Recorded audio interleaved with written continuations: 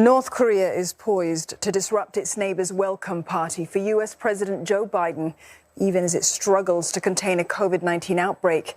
South Korean and American officials are warning of an imminent nuclear test before their leaders are due to meet in Seoul. A South Korean official says Pyongyang has completed preparations for a nuclear test and is only waiting for the right moment to flex its military might. Washington has prepared for all contingencies, including what it says is a real possibility of North Korean leader Kim Jong Un staging such a provocation.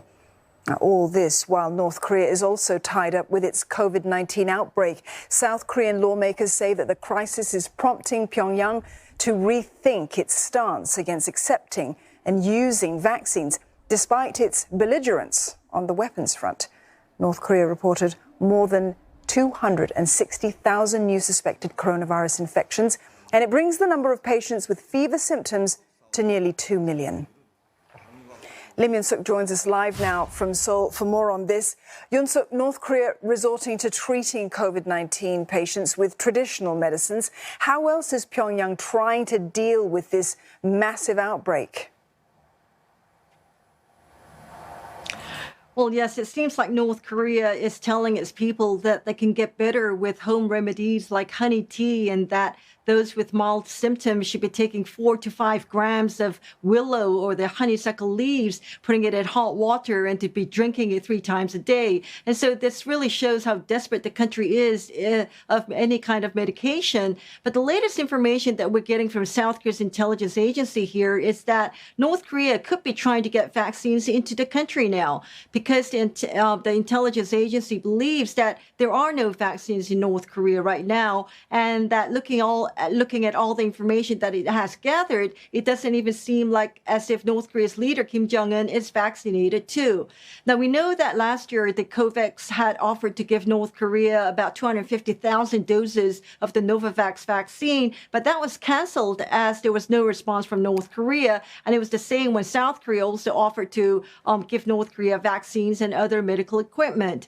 But because the infections seem to have exploded nationwide in North Korea, Pyongyang is now starting to sense the need. And in fact, North Korea's media, the Nodong Shinmun, earlier this week, started reporting on what a vaccine was and how effective it was in preventing a virus. And so it seems possible that North Korea is looking into getting the vaccines. But many experts here are asking, even is North Korea willing to get some kind of outside help? Because even if North Korea does get those vaccines, it probably doesn't have the capability to store them and also to distribute to the people who really need those vaccines.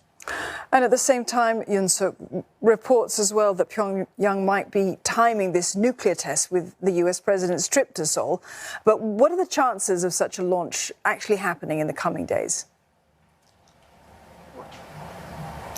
It's really hard to tell. We have the intelligence agency here not ruling out the possibility, since it says that North Korea is ready, and it's just really a matter of time when it decides to carry out that nuclear test. But then also we have senior government officials here saying that they don't think North Korea would actually carry out a nuclear test. And it's very possible that North Korea would carry out one of its new long-range missiles, the intercontinental ballistic missile, when President Biden is here for 3 days from tomorrow. But then on the other hand, there are also still experts saying, yes, a nuclear test could be carried out by North Korea, because North Korea has a message for President Biden when he arrives here in South Korea. It's been less than 2 weeks since he took the oath to become South Korea's president. Barely settled into his new role, 61-year-old President Yoon Suk-yeol will be thrust onto the world stage when he meets with U.S. President Joe Biden in Seoul this weekend. Experts say the summit, which would likely be the first of many more meetings, will probably cover a wide range of issues.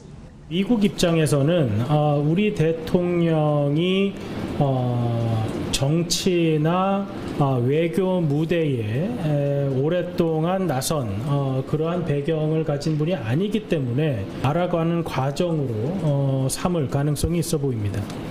The presidential office has said the agenda would likely include ways to respond to North Korea's provocations, bilateral cooperation in supply chain issues, and other topics related to economic security. Zooming in on North Korea, both leaders could discuss ways to help the country in its fight against COVID-19. Its leader, Kim Jong Un, has ordered a nationwide lockdown with its military deployed to distribute medicine to pharmacies. The country has not started mass vaccinations and has limited testing capabilities, raising concerns that the death toll could surge over time.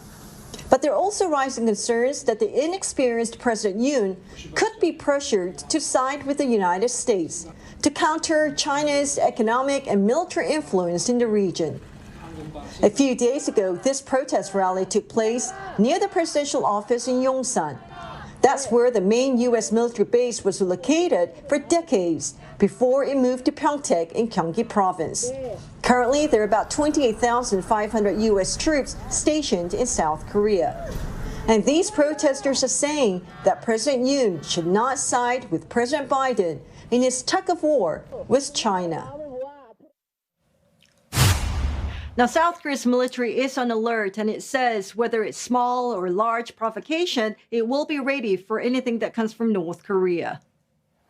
Yoon Suk, thank you for that. Lim Yoon Suk there in Seoul.